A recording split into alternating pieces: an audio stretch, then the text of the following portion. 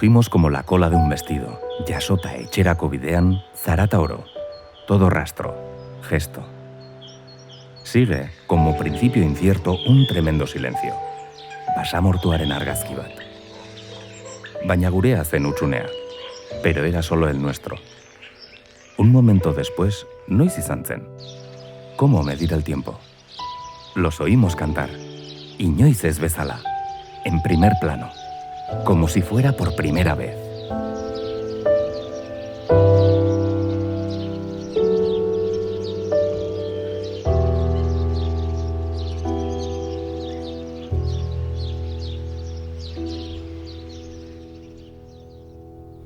Y recuerdo ese 29 de febrero del año 2020, sábado por la tarde, recibí una llamada de la consejera de Salud y cuando vi la llamada dije, este es el primer caso que tenemos de COVID en Navarra, y efectivamente fue así. Y ese lunes mi pareja estaba haciéndose un Belén perfecto, yo estaba ingresada en digestivo, en la tercera planta, me hace la PCR urgente y a las 3 horas tengo el resultado, positivo. O sea, fue horrible, porque yo sentí en ese momento que me iba a morir, y que me iba a morir sola en esa habitación, y pasé muchísimo miedo. Y así es como empezamos, en prácticamente 3 semanas, llenando las 2 unidades de cuidados intensivos de aquí del Hospital Universitario de Navarra, llenando las unidades de cuidados intensivos de todos los hospitales de la red pública y privada. Se sobredimensionaron prácticamente todas las camas que eran posibles sobredimensionar, y nosotros en particular, una vez que llegamos a ocupar los 44 boxes que teníamos disponibles dentro de la unidad de cuidados intensivos, es cuando empezamos a abrir espacios físicos fuera de la unidad. La incertidumbre profesional de saber si vas a estar a la altura de repente se unía a la incertidumbre de saber si vas a sobrevivir a la enfermedad. Esa experiencia que la hemos tenido muchos de los que enfermamos, sobre todo en los primeros momentos, ¿no? De estar hospitalizado en una habitación donde no podía entrar la familia, donde entraba el médico todo vestido, veías a través de las gafas su cara, y que además era una compañera de promoción con la que habíamos compartido, y preguntarle, ¿y esto cómo va? Y ver en sus ojos que no podía decirme cómo iba a ir aquello, y que podía ir bien o podía ir mal, ¿no? Jende guzia zen susmagarri, zentzu horretan, eta dena garbitu beharra, jendearekiko urruntasun hori, bakarrik temperatura hartu behar genuela, eta biriketako egoera ebaluatu, oso gauza gutxi, nolabait urruntasuna hor zegoen, eta hartu eta eraman ospitalera jakin gabe zer gertatzen ari zen zehazki, edo zer gertatzen ari zitzaion pertsona horri. Cuando ves un paciente que está muy malico, que tienes que correr, intubarlo, que se está asfixiando, que se ahoga, que llega al hospital muy mal, y que ves que la única solución es intubarle, no te estás a ponerte la bata, no te estás a ponerte las gafas.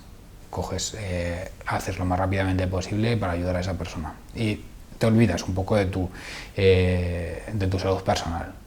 Eso fue fundamentalmente lo más complejo, es decir, doblarnos los intensivistas, doblarse las enfermeras de cuidados intensivos y que participaran en el cuidado la gente que quería estar con nosotros y que además tenía formación, anestesistas, neumólogos, cardiólogos, toda la gente que se ofertó, pues se ofreció un montón de gente a ayudarnos, pues a abrir, en este caso aquí en el Hospital Universitario, otras 24 camas de críticos. Lo cierto es que la gente no se puede ni imaginar lo que hemos pasado aquí, o sea, no se lo pueden imaginar. Para hacer 5.000 muestras al día, o sea, no te puedo ni contar, formando a la gente, o sea, pero claro, formar a la gente que no se forma en un día ni en 2, se les forma en 4 o 5 meses. Entonces hemos pasado momentos difíciles de formar a la gente, son técnicas muy complicadas. No poder dormir, y nos pusieron un Tableau, que es una aplicación donde nosotros veíamos los casos que iban surgiendo, los que iban hospitalizándose,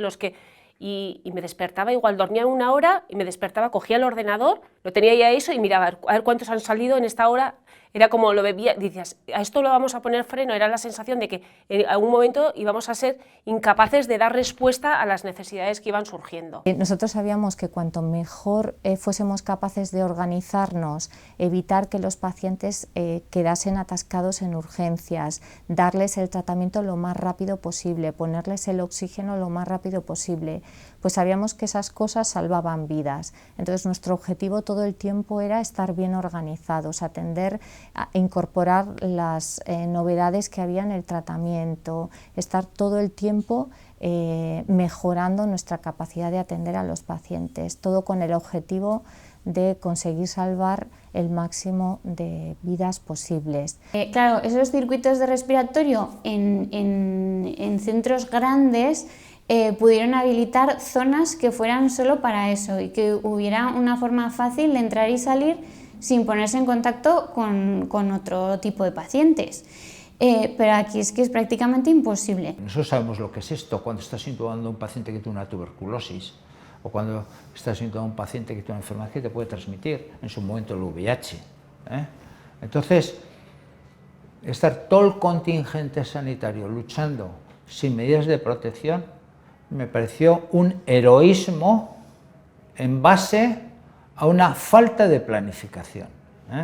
Entonces, bueno, pues yo la verdad es que no lo llevo bien, ese tema. En ese momento sí que veíamos una necesidad de los sistemas de información. Entonces, tú planteabas una cuestión, una necesidad, y es que tenías a todos los de las TICs escuchándote, y ya para el día siguiente tenías, desarrollamos, y yo es que me acuerdo de eso, de que venga, los tablos, los no sé qué, porque necesitábamos datos para poder ver un poco cómo evolucionaba y empezar a tomar decisiones. Y da igual con esos sistemas de información que fuese domingo, que fuese sábado, que fuese lunes, era exactamente igual, los días de la semana eran totalmente igual y estabas a las 11 de la noche hablando con el responsable de los sistemas de información para que te resolviese algo o porque se te había ocurrido en casa que tenías que mejorar eso para poder hacer frente a esa pandemia y era un domingo a las 7 de la tarde. Bueno, pues en eso consistió un poco nuestra pandemia. Bueno, eso, una situación tan excepcional en la que por otra parte eras tan imprescindible que se convirtió en bastante fácil lo que con otra actitud de la gente hubiera sido imposible, porque hubiera sido imposible mantener esos turnos, mantener esos horarios,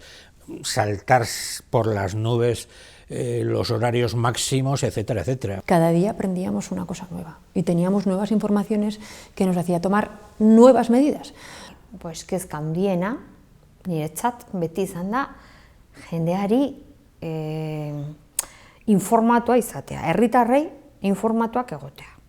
Nire ama hitz egiten zuenean beraiekin beraien inguruan joaten COVID-aren inguruan igotzen zen bere lokelara eta etxez izten zuen atea eta niri nengoen hor gauzat egiten orduan nintzen asko konturatu. Baina beraiek nirekin egon ziren esaten zuten, que no pasa nada, no sé qué.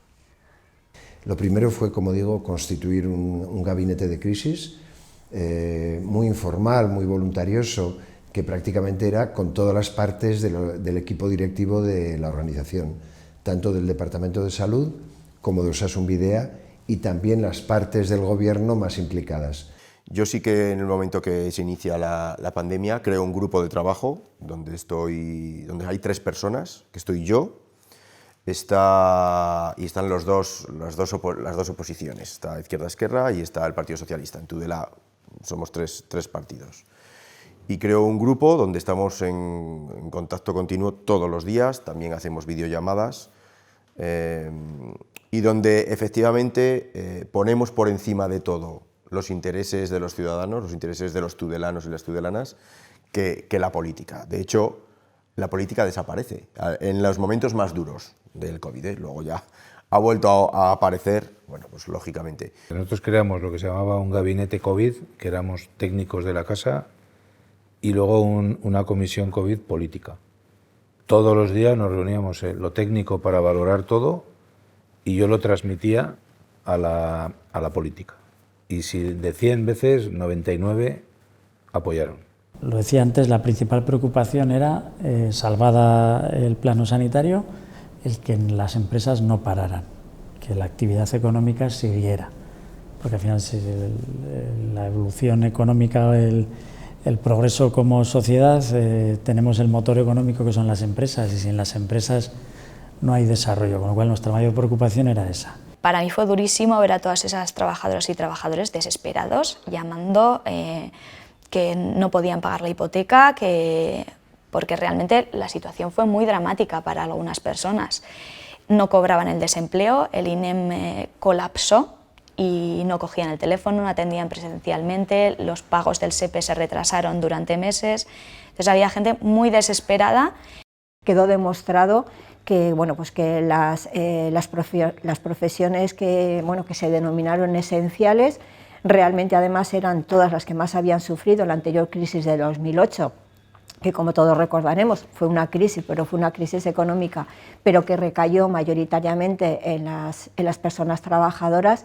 Se hizo muchísimos recortes en todo lo que fueron los servicios públicos y de ahí luego, bueno, pues vinieron muchas de las deficiencias que nos encontramos en la crisis del COVID, en todo lo relacionado pues eso, a esos servicios esenciales. Ha sido clave que fuéramos adquiriendo conciencia poco a poco de la gravedad de la situación y que fuéramos conscientes también de que no dependía solo de regular, sino también de ser solidarios y de hacer caso de lo que se estaba indicando por las autoridades. Pues realmente primero el cómo adaptarnos al cambio de todo el mundo en casa, pues, tanto desde el punto de vista profesional, o sea, cómo compatibilizar eso, cada uno con sus temas personales, y luego el cómo poder velar y qué medidas adoptar para que verifiquemos que nadie sale de casa porque es lo que se iba a establecer. Entonces, claro, ahí a nivel de recursos operativos para establecer esas medidas policiales, pues era compleja desde el punto de vista de ver cómo iba a reaccionar la sociedad y ver cómo abordarlo nosotros. Creo que la gente ha respondido adecuadamente, que se ha comportado bien, es decir, llevamos 2 años de pandemia, ¿no? Después de la cuarentena, y la gente, sobre todo por ejemplo en la fase de la cuarentena, la gente respondió adecuadamente, llevó a cabo las medidas que se impusieron, ¿no?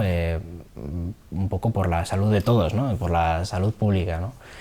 Y yo creo que la gente respondió bien, y de hecho el marco juvenil en esto ha sido especialmente importante porque se ha criminalizado especialmente a la juventud. Entonces fue un momento de mucha complejidad desde el punto de vista de manejar toda la información que iba llegando, y de divulgar esa información tanto internamente para que los policías que estuvieran trabajando tuvieran un criterio claro de qué aplicar, como de trasladarla a la ciudadanía. Cara a los trabajadores indicamos que la única información fiable para los bomberos es la que se daba desde bomberos. Procedimientos de actuación, equipos de protección, pautas de trabajo, y a partir de ese momento, que no fue inmediato, fue a los 10 días de decretar el confinamiento, la situación se canalizó y la situación de tensión en los parques bajó. Y hubo en un primer momento que adoptar medidas de todo tipo, de coordinación con el Estado, con las comunidades autónomas, en el caso del Gobierno de Navarra, con el propio Consejo General del Poder Judicial, con los jueces, con los compañeros, pero también con los funcionarios, con los abogados, con los procuradores, para evitar en la medida de lo posible una paralización absoluta de la justicia con merma de los derechos de los ciudadanos. En ese primer confinamiento domiciliario se llegaron a suspender los procesos judiciales durante 1 mes y medio. Bueno, había que mantener por lo menos los aspectos esenciales de los tribunales de justicia. Entonces, esa labor de explicativa, que es la que hacemos hasta ahora, la básica, con normas conocidas por todo el mundo, cambiaba en cierto modo en esta situación, porque teníamos una normativa muy cambiante, actualizada prácticamente de una semana a otra, y con situaciones que se daban que los propios ciudadanos no entendían. Entonces todavía teníamos que tener más paciencia, digamos, o tener más empeño, paciencia no, porque paciencia siempre hemos tenido, pero poner, si cabe, más empeño la policía en explicar situaciones que el ciudadano no entendía, ¿no? El COVID entraba en un domicilio y afectaba al padre, a la madre, a la abuela, generaba situaciones familiares muy difíciles, vimos morir a mucha gente, vimos muchas personas mayores solas en los domicilios, entramos a las residencias que la verdad es que la situación era muy difícil dentro de las residencias, y la verdad es que yo cuando pienso en ese momento, sobre todo mi sentimiento es de tristeza, porque aunque hicimos mucho, pues siempre me hubiera gustado poder hacer más por todas esas personas que fallecieron. Y en 15 días pasamos de una situación en la que no sabíamos a lo que nos enfrentábamos a que tenemos que gestionar en un departamento una pandemia que empieza poco a poco, pero en pocos días, con un cambio muy potente, a arrasar las residencias, ¿o no? Empieza a entrar el virus, un virus que desconocemos en las residencias, que no sabemos cómo se transmite, y empiezan a aparecer casos, muchísimos casos en las residencias y muchísimas situaciones muy graves. Primero porque era una situación desconocida de cómo había que actuar desde el punto meramente sanitario y luego también desde el punto de vista organizativo, ¿no? En los centros, qué tipos de apoyos podíamos prestar, qué recursos poder poner a su disposición cuando había bajas en los centros, la ausencia de material, el déficit de pruebas que había inicialmente configuraban una situación que ahora, 2 años después, la tenemos bastante trabajada, pero que en aquel momento era un reto. A partir de ahora entramos en confinamiento y claro, de repente todo ese calor se me puso la piel de gallina, o sea, un frío. Y está pasando esto, y las medidas van a ser, va a cambiar todo, te da esa noticia, esas palabras, oyes las palabras y luego de repente el frío. Las residencias en las que conseguían que no entrase el COVID, más que todo por factor, yo creo que por suerte, pues ahí veías cómo se mantenían sin ningún caso, pero en cuanto entraba, pues es que iba siguiendo el día a día y siempre era el mismo resultado, ¿no? Aparecían personas con síntomas compatibles, síntomas que confirmaban, se propagaba y empezaba el reguero de personas que fallecían. Miedo, claro que hemos tenido mucho miedo. Es lo que te digo, mi mayor ejemplo es de qué manera en las residencias se consumían los oxígenos. Decía, joder, esto, y luego también, pues eso, repartiendo oxígenos en residencias, y rara la vez que llegabas a una funeraria. Entonces, claro, al final...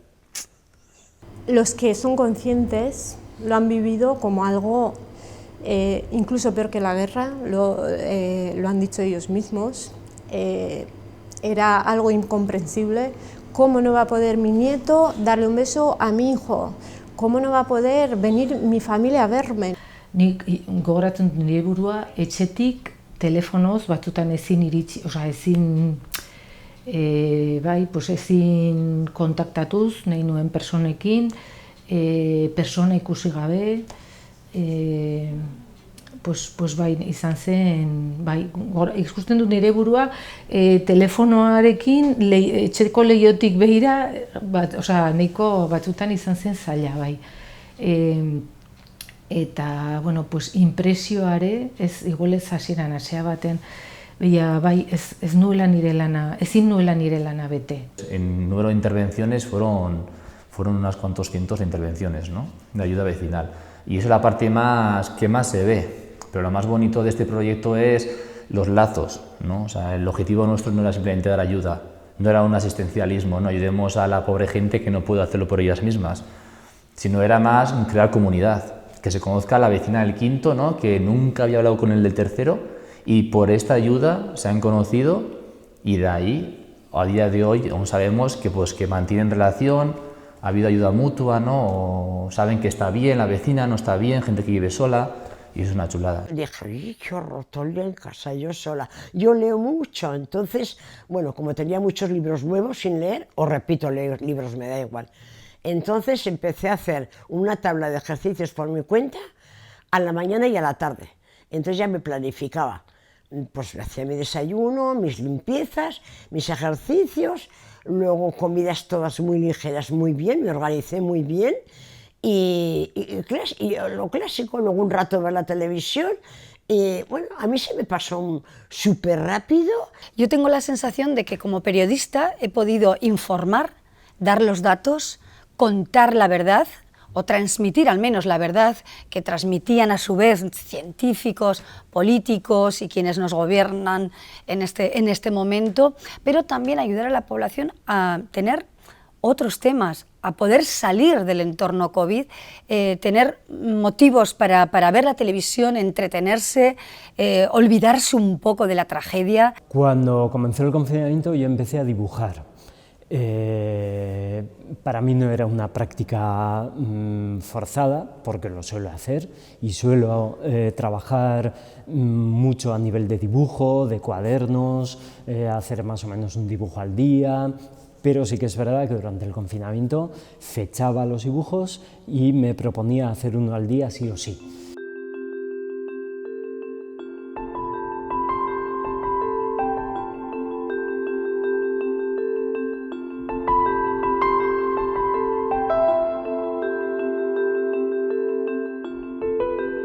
Qué extrañas las palabras sin voz, la línea detenida en los cuadernos.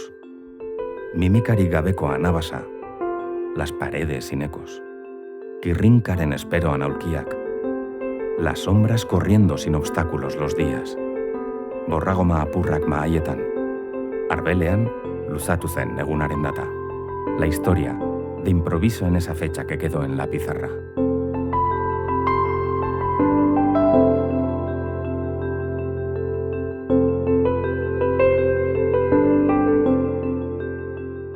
Que además nos confinaron el día del cumpleaños de uno de mis mejores amigos.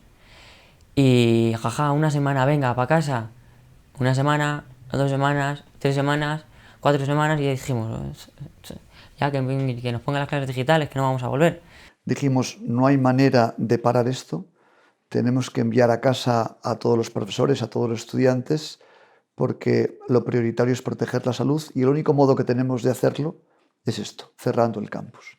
Esa fue la noticia dura que no queríamos dar, pero que obviamente tuvimos que dar. A ver, yo creo que la presencia es de las cosas más importantes, porque vale, sí, tú puedes hacer tu trabajo autónomo en casa, conectarte a las clases y así, pero es como, no sé, es muy diferente, porque claro, te pierdes ese ambiente de clase, de conocer otras personas, de relacionarte, de hacer igual trabajos en grupo, de compartir opiniones, perspectivas, y entonces todo ese enriquecimiento se pierde.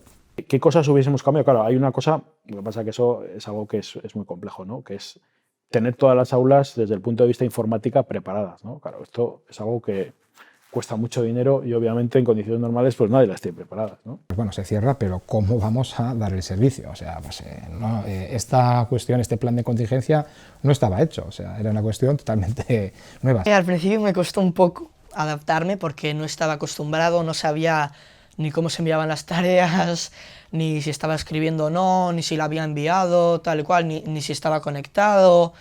Eran cosas que yo no había probado antes. Una videollamada yo creo que hasta ahí no había hecho nunca. El momento que ya no está el alumno en clase y no tienes cómo comunicarte con la familia, porque no es una familia que tenga recursos, no es una familia que tenga idioma, creo que es una problemática que hay que abordar de diferentes maneras. Y fue muy intenso, fue un periodo muy intenso, pero al mismo tiempo fue satisfactorio, porque yo sí que me di cuenta de la importancia que tiene el garantizar la educación para todo el mundo.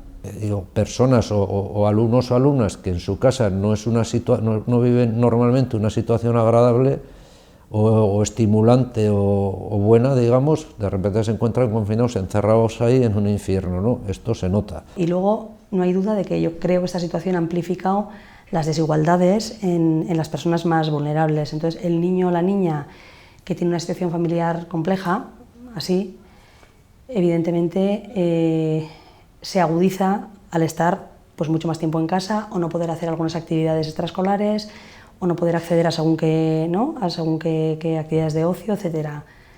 Yo creo que el colegio, el ocio, la calle nos iguala un poco a todos. Pongo la mascarilla para entrar al bar, pero me siento y me la quito, y luego los niños han estado sin competir, en clases de educación física sobre todo, han estado aislados con mascarilla, sin poder hacer deporte colectivo. Entonces, a eso yo creo que hay que dar una vuelta y creo que es el suspenso máximo como sociedad de lo que hemos hecho con los pequeños. El alumnado que tenemos más vulnerable sí que ha vivido la pandemia diferente al alumnado que conocemos o tratamos como ordinario.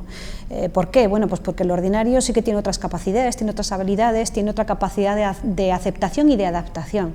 Nuestro alumnado vulnerable no. Merito handia izan dutela, zailtasunak dituzten ikaslei klasea eman dieten irakasleak izan dute merito handia, pues eman dutelako klasea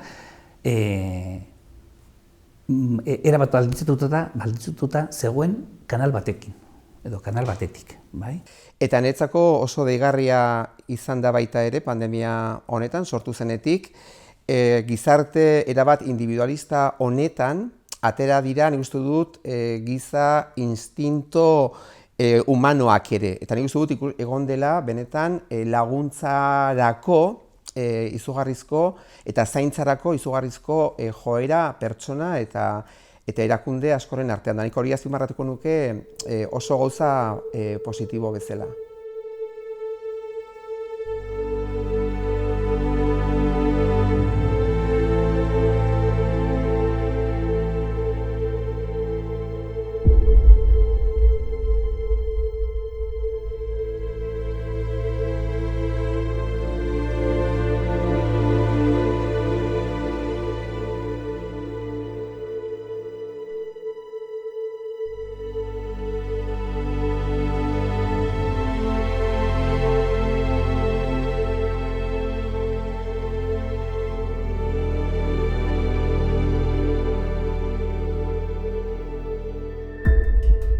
Se oye el abanico de las puertas.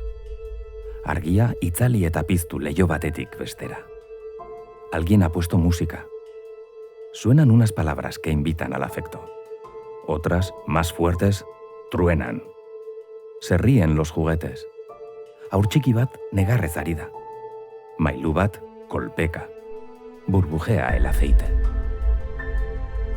Y entonces, begiratu digu begi biztantzenak. Al fondo del cajón, en la nevera, aulkia okupatzen o encima de la mesa. Ahí mismo, hortxe bertan. Después de tanto tiempo sin mirarlas de veras, nuestras cosas, gure lagun txikiek, nos encuentran.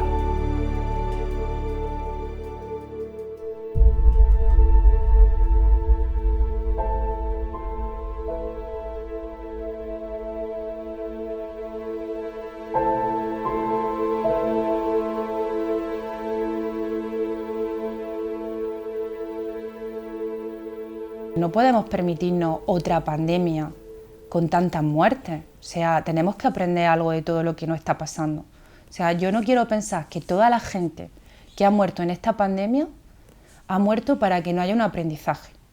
Yo creo que el mayor aprendizaje es la importancia de la comunicación y de la información bien transmitida.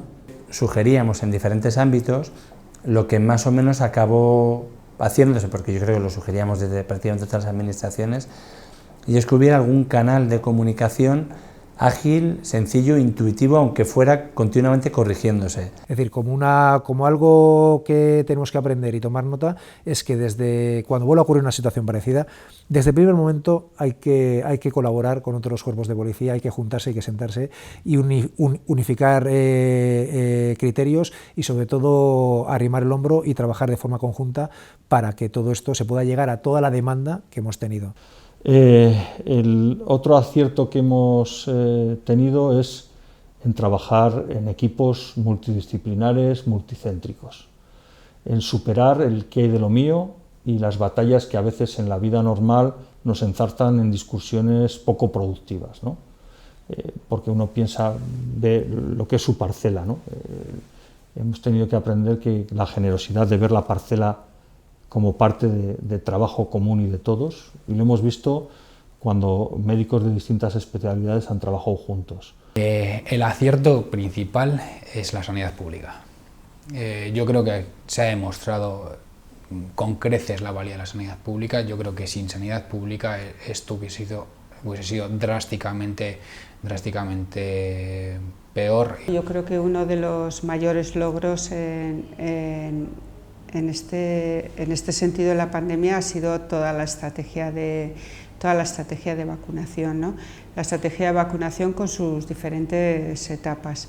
Y además porque ha requerido, era la primera vez que se planteaba una estrategia de vacunación en que la población diana al final ha acabado siendo prácticamente toda la población, ¿no? Han sido los mayores de 5 años. Y me parece un logro porque ha requerido un esfuerzo ímprobo por parte de muchas de las partes, ¿no? Y sin embargo, creo que a nivel con la vacunación del COVID ha supuesto mayor concienciación de la población de la importancia de vacunarse como prevención para sí individual y como prevención colectiva. Así que la vacuna del COVID hemos visto que no ha conseguido una protección de rebaño, que era lo que se decía al principio, que ha habido una protección respecto a la morbimortalidad, pero sí que creo que ha creado cierta conciencia en la población de que si yo me protejo, protejo a los demás. Y bueno, yo creo que un error que a mí me pesa de forma global es no haber aprovechado bueno, pues esta crisis que ha habido y estos cambios organizativos en los cuales ha habido innovación y ha habido cambios que considero como muy buenos al poner el paciente como vehículo de unión a la hora de integrar diferentes espacios, a la hora de integrar atención primaria con el hospital y dentro del hospital a la hora de integrar servicios, innovar en alguna manera a la hora de ver la calidad o la satisfacción que tenía el paciente con la atención, las visitas, aspectos más humanos o análisis del dato y predecir un poco hacia dónde iban cuáles eran los escenarios que se iban a plantear. Pues bueno, ha habido un montón de cambios organizativos que luego la tendencia después de las olas ha sido volver al modelo de atención que teníamos previo. A ver, sí que debería de haber una reflexión, lo que pasa que yo creo que hemos esperado mucho para reflexionar, que la reflexión tenía que haber sido no independientemente de la pandemia. Que claro, ahora pensar en hacer cosas estupendas aquí cuando no hay gente, no hay personal, no hay gente que se dedique a esto, pues es muy difícil. Lehendabiziko momentuan esaten ziren ambulantzia COVID. Ambulantzia COVID erabiltzen zituzten, gidatzen zituzten teknikoek, emergentziazko teknikoek. Denak izan behar dugu, emergentzia tekniko horiek gehienak izan dira kontratu eventualak, eta bukatu dira pandemiaren une gogorrenak eta joan izan dira. Yo creo que el servicio de microbiología en Navarra, bueno, y en todas partes, pero también en Navarra es que es fundamental. Tenemos este servicio, digamos que por casualidad. Los currículums no están fomentando las vocaciones científicas y de esta pandemia vamos a salir gracias a la ciencia. He aprendido la capacidad que tienen de adaptación tanto mis alumnos como mis compañeros. He aprendido la capacidad que tenemos todos de colaborar y la parte buena de la humanidad. También creo que las dos universidades hablamos, nos llamamos como lo tal para también contrastar, aprender unos de otros. También me parece a mí que en estas situaciones de crisis es muy importante el aprendizaje rápido. Bueno, pues yo creo que aquí retos... Claro, el primero tiene que ser digitalización, ¿vale? Esto es algo que yo creo que las universidades veníamos trabajando ya desde hace tiempo, ¿no? El hecho de, bueno, pues cada vez tenemos que digitalizarnos más y esto lo que ha hecho es acelerar ese proceso de digitalización, ¿no? Fundamental tener claras las prioridades y en nuestro caso fue proteger la salud de la gente y prestar el mejor servicio posible a los estudiantes. Y dos, tener el compromiso de los empleados, de los profesores, de los servicios informáticos, porque hicimos una cosa que exigió un esfuerzo extraordinario, porque había ese compromiso, yo creo. Viéndolo ahora con distancia, igual me la tenía que haber jugado un poco más, ¿no? Yo creo que ese es... Y luego fui excesivamente conservador con el teletrabajo. Es decir, yo en aquel momento decidí que los trabajadores municipales tenían que estar al pie del cañón.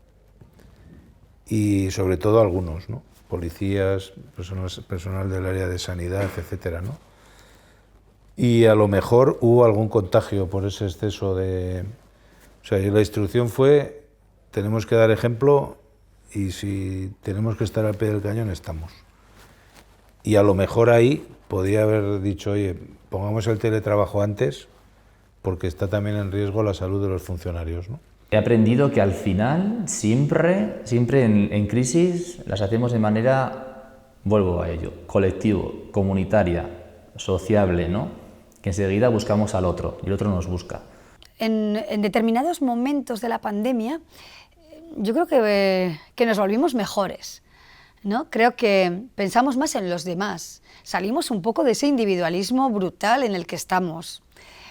Pensamos en el otro. Nos dimos cuenta de nuestra fragilidad, de nuestra vulnerabilidad. O sea, yo creo que pensábamos que éramos imbatibles y realmente pues somos poca cosa. La gente se tiene miedo a la enfermedad, a morir, se tiene miedo a asumir que somos más vulnerables de lo que creíamos. Una sociedad que lo podía todo, que escondía lo que era débil, se esconde la enfermedad, se esconde la muerte, se esconde todo y de repente todo eso queda a la intemperie. Hay que volver a asumir la persona como algo mucho más débil de lo que nos creemos, mucho más vulnerable, mucho más necesitada de los demás, de la sociedad, y yo digo, ¿y de Dios? Le he dado más valor si cabe, y yo soy muy de campo, pero le he dado más valor si cabe a los espacios naturales, ¿no? Y a cómo podemos vivir de una forma ordenada o bueno, de una forma sostenible, ¿no? con nuestro entorno. Y yo creo que me quedo con ese aprendizaje y con ese mensaje, con ese fortalecimiento de que si todos contribuimos al bien común, como lo digo, también el fortalecimiento de los servicios públicos, que son de todos, es como salimos más fortalecidos de problemas como el que hemos vivido con el tema de la pandemia, o de otros muchos que nos van a venir, ¿no? Tengo clarísimo que en lo personal hay que disfrutar, si esta tarde hace bueno y tienes 2 horas libres, pues vete a dar una vuelta al monte a disfrutar del buen tiempo, o sea, no lo dejes para mañana.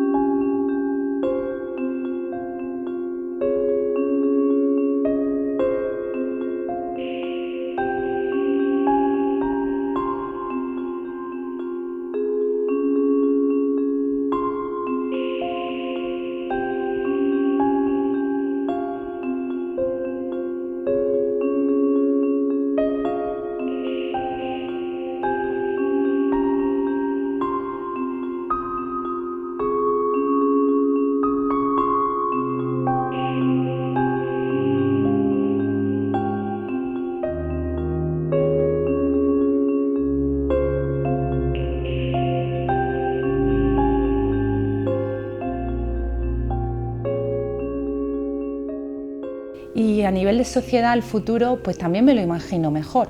O sea, me imagino que los hospitales se van a reforzar, que va a haber una asistencia sanitaria más amplia y que esto nos va a ayudar para que el dinero vaya destinado a más investigación, a más hospitales, a más sanitarios, a más formación en las universidades, para las ciencias de la salud. Respecto a las pandemias, yo creo que tenemos que estar siempre preparados, porque no sabemos qué nos va a llegar. Y después, otra cosa es que tenemos que invertir más en salud pública. La inversión que hay en salud pública es muy pequeña, casi toda la inversión se va a los hospitales. Y luego otra de las cosas que yo creo que tienen que aprender los políticos y las administraciones públicas es que hay situaciones que son excepcionales y que no pueden seguir el ritmo lento que sigue todo en las administraciones públicas. La administración en general es poco flexible, para que no nos vamos a engañar, y tiene unos sistemas pues de organización, de contratación, de listas, de tal, de cual, que posiblemente los hacen muy garantistas, pero los hacen tan rígidos que... El sistema sanitario tiene que trascender, por ejemplo, la organización en servicios, en secciones, en unidades, para empezar a hablar de de procesos centrados en los pacientes y no centrados en la organización y estructura del sistema sanitario. Como sociedad, otro de los retos que me parece importante es que todos entendamos que la responsabilidad de construir ciudadanía y una sociedad en la que quepamos todos es una responsabilidad de todos. Esaten zutena, maite duzun hori, zein du maite duzun hori, ez? Maite baldin baduzu osasun zerbitzua, kontuz, erabili behar da, kontzientziaz, arduraz, gu ez gara taxi zerbitzu bat, edozein minarako ez gara hemen egoten. Ser conscientes de la importancia de la salud pública y de los estilos de vida son determinantes, o las formas de vida son determinantes en la salud de uno y en la de los demás, que no hay que confiar tanto en que me va a venir una respuesta desde el nivel hospitalario, científico o tecnológico, sino que el mayor impacto de la salud lo tiene uno y la forma de vida de cada uno, y también eso tiene mucha repercusión en la salud de los demás. La autoprotección. Somos una sociedad ignorante en los riesgos que tenemos y nada entrenada en la autoprotección. Somos una sociedad que está como muy acomodada y que cuando hay un problema tiene la confianza, porque así se le transmite, de que se le va a solucionar. Pues un reto muy grande es conseguir abastecernos de nosotros, o sea, de hacer kilómetro cero, ¿no? Tanto aquí en el pueblo, pues la fruta, la verdura lo más cercana posible y de temporada, a poder ser. Y pues en España autoabastecernos y que no dependamos tanto de otros países. Realmente los colectivos, las personas que ya estaban en situación de dificultad, la pandemia lo que hizo fue, si cabe, agravarla, ¿no? Un ejemplo muy claro son las familias de personas migrantes que estaban en situaciones de infravivienda. ¿A qué me refiero con esto? A personas, a familias enteras que estaban compartiendo una habitación. Si nos ponemos en el escenario de que se interrumpe el entorno escolar, todas las familias quedan confinadas en sus domicilios, el domicilio de esta familia de igual 5 personas es una habitación de 12 metros cuadrados. Entonces, ya la complejidad se puede entender por sí misma. Sí que hay que tener presente que hay un porcentaje de personas que antes de la pandemia estaban en una situación complicada, económica, social, con unas expectativas muy limitadas, y que creo que la pandemia lo que va a hacer es profundizar en su situación de exclusión. Y ahí veo el principal reto, ¿no? Lanean nago, ezin dut nire lanagatik bizi, jarraitzen dut nire behar basiko horiek bete gabe, gainera gero etxe bizitza eta ez dakit zer arazoak balin badazkazu, orduan iruditzen zait hori gizarte bezala buelta bat eman behar diogula. Salbuespen egoera horretan galdu ditugu hainbat gauz lortu direla urteak eta urteak, kostatu dela urteak eta urteak lortzea, ez? Adibidez, hori, langileen eskubideak, ez? El gran reto que tenemos como comunidad educativa, yo creo que es el cambio de mirada que tenemos que hacer. Es un cambio de mirada en el que tenemos que posicionarnos en la parte del alumno, es decir, qué necesitan nuestros alumnos, qué podemos hacer por nuestros alumnos y qué podemos hacer para que el alumno desarrolle todas sus potencialidades. Pero sobre todo, en la situación también de lo, como decía, de la parte de los que son métricas y que podemos tener por detrás, hay una cuestión que yo creo que todos y todas vemos, ¿no? O sea, que es la cuestión también de esa prevención, ¿no? del fracaso escolar, ¿no? Eso yo creo que es muy importante, porque el fracaso escolar, por supuesto, y lo importante es la persona, pero más allá de la persona está también, pues tú como administración, todo lo que supone y lo que conlleva el mismo, ¿no? Une honetan daukagun erronka, inklusioa da. Ez dugu guztientzako eskolak, ez dugu. Oraindik Nafarroan badira 4 ikastetxe berezi, eta horretaz gain badira hainbat gela berezi. Sozial mailan ez dugu onartuta denok ezberdinak garela, eta denok toki berean bizi behar garenik. La igualdad no me vale, porque tal vez tú y yo, si nos dan a ti y a mí el mismo ordenador, tú en tu casa tienes uno mejor todavía, yo aquí no tengo ninguno, me voy a tener también uno más bueno si no tuviesen dado a ti el tuyo. Entonces, yo creo que la igualdad no está ya sobrepasada, tenemos que ir a la equidad. Y la equidad conlleva justicia social y eso significa modificación de entorno. Eta nik uste dut baita ere hemendik atera behar dugula beste ondori bat, ze garrantzitsua den baita ere eskoletan eta gure kurrikuluetan sartzea neurriak hori, ez? Pertsonen zaintzekin lotuta daudenak, ez? Eta zer garrantzitsua den pertsonen alderdi mentala eta emozionalen arteko oreka hori zaintzea eta eskolan hori osongi lantzea baita ere. De lo social y lo personal, me incluyo, es trabajar esa inteligencia emocional. Estamos en un analfabetismo emocional, que yo creo que todo es la raíz principal de nuestra gestión como sociedad. En la parte de digitalización es cierto que ahí hay que...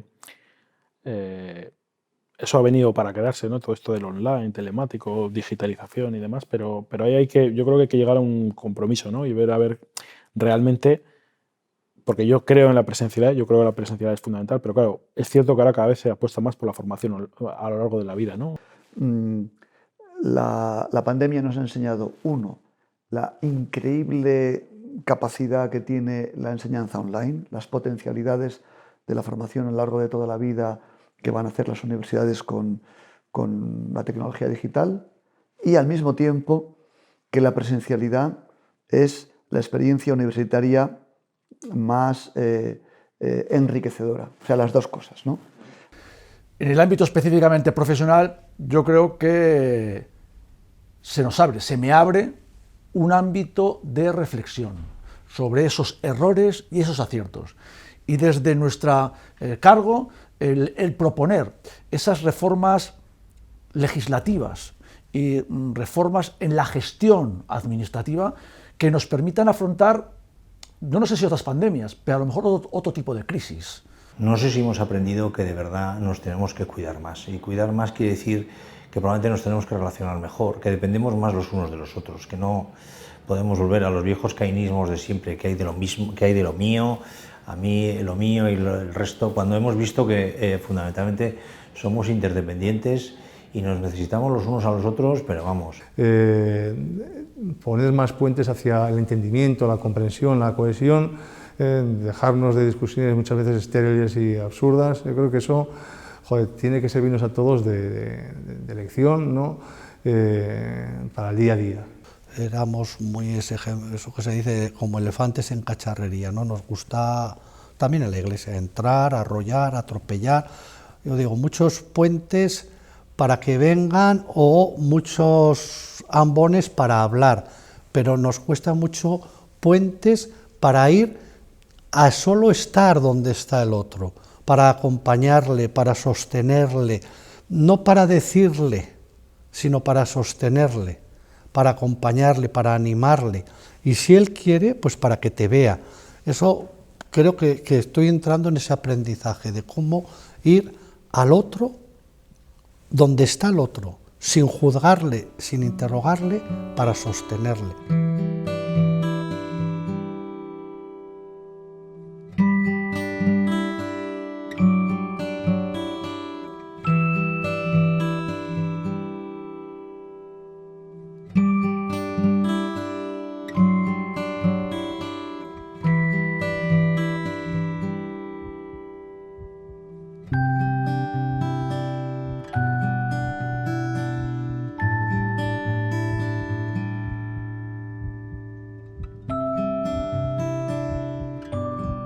En el futuro hay algo que bueno, creo que se tendría que contemplar de forma más adecuada, ¿no? No solo centrar tanto la mirada en los datos, sino poder documentar.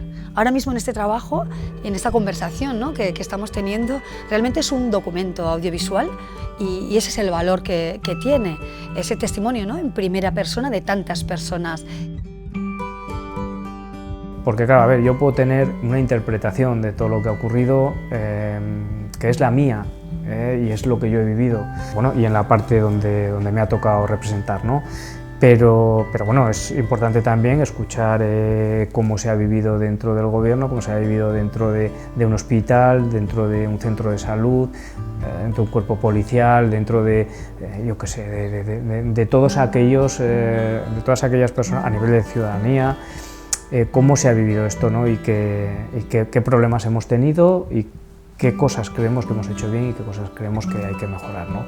A mí me parece que esto no es cosa de lo que diga una persona, sino que de todos aquellos testimonios que haya de cómo hemos vivido esto y cómo lo hemos visto, seguramente que se van a poder sacar varios temas en común, y eso va a ser un aprendizaje importante para el futuro, para poder actuar de una manera incluso en base a un consenso que pueden hacer, ¿no? de todas estas entrevistas, dado que como las hemos hecho en solitario, pues bueno, aquí cada uno nos hemos expresado libremente y ahí se puede ver puntos comunes que seguramente vamos a decir todos, pensemos como pensemos, pertenezcamos al grupo político que pertenezcamos, incluso a la administración en la que se esté trabajando, ¿no? Yo creo que es importante para eso, para aprendizaje y sobre todo para sacar muchos puntos en común que estoy convencido que van a salir de estas entrevistas.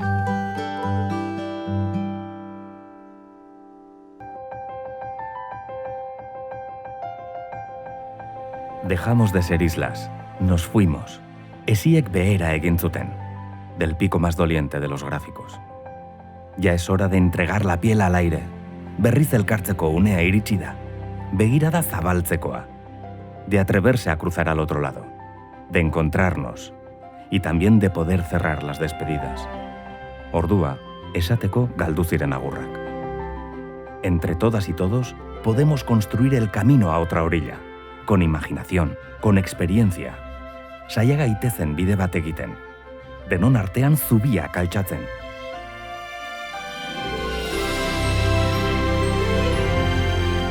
Dejamos de ser islas. Seamos puentes.